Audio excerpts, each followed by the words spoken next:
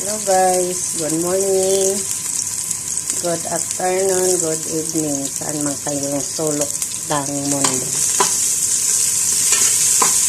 Luto tayo ngayon ng ating pananghalian. Ito tayong sibuyas at bawang. Magluluto tayo ng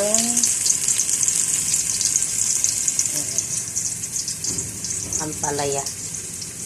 Ginisang ampalaya. Hello po, welcome sa ating YouTube channel, Tita Lourdes Vlog.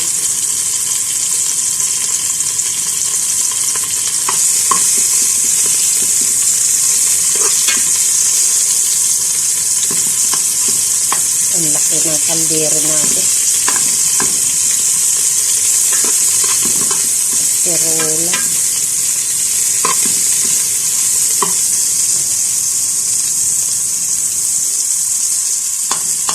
Kumamit tayo ng olive oil, mantika.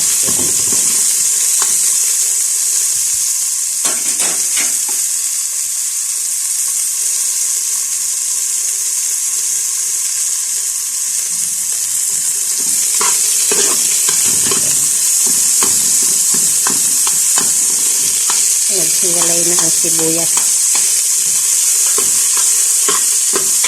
Bango.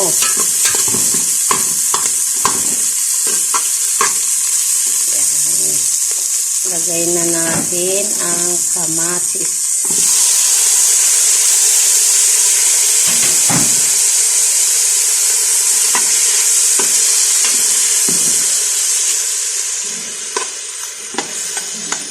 Kamatis yan ang magsasabaw sa ating ampalaya.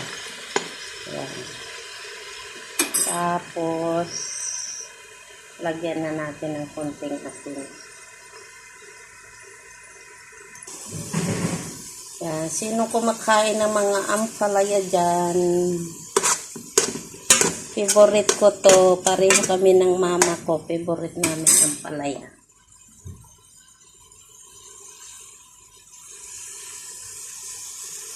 Masarap.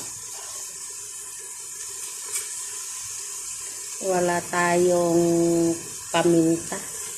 Nasa bahay, hindi nakapagdala. Nandito po tayo sa salon sa kusina. Nagluluto. Ayan. Ampalaya, 3 piraso.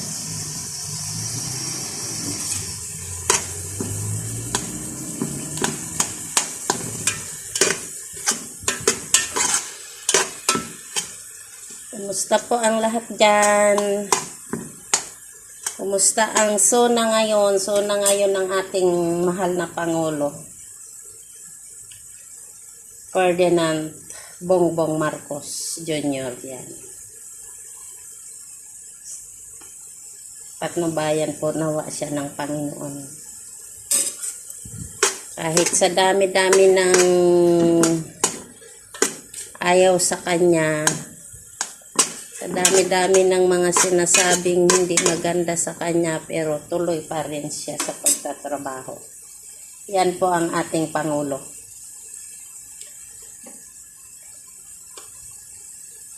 Ang aking Pangulo pala. Kayo po, ano po bang masasabi nyo sa ating Presidente?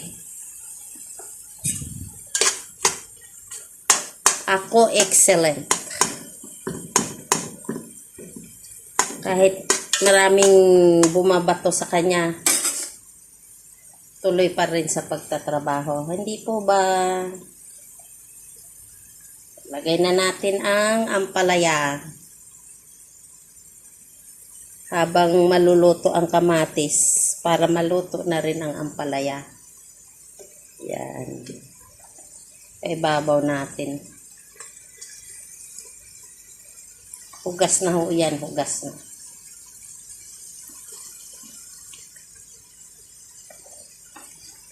Gusto ko rin ito ilagay sa paksiw.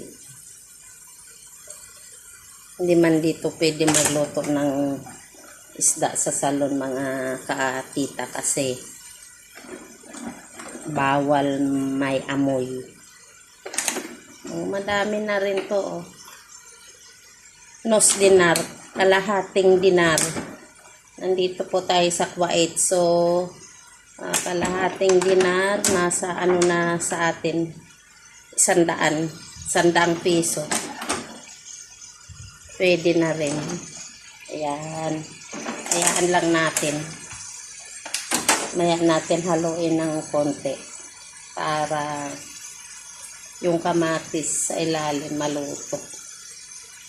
May asin na yan mga guys. Lagyan na natin ng asin. Wala lang tayong magic sarap po. Tingnan mo, nagsabaw na siya. Malaki nilutuan natin kasi para mahalo natin ng husto.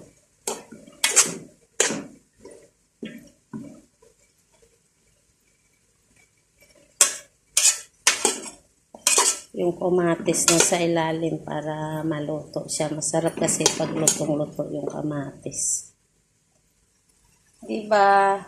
Yan, sino kumakain dyan ng mga ampalaya? Masarap yan.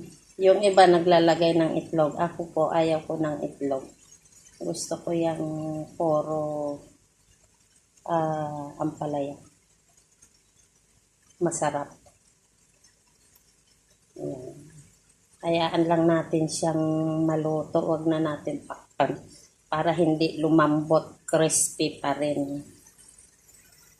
Thank you guys sa panonood. Maraming salamat. Please subscribe my YouTube channel, Tita Lourdes Vlog. God bless us.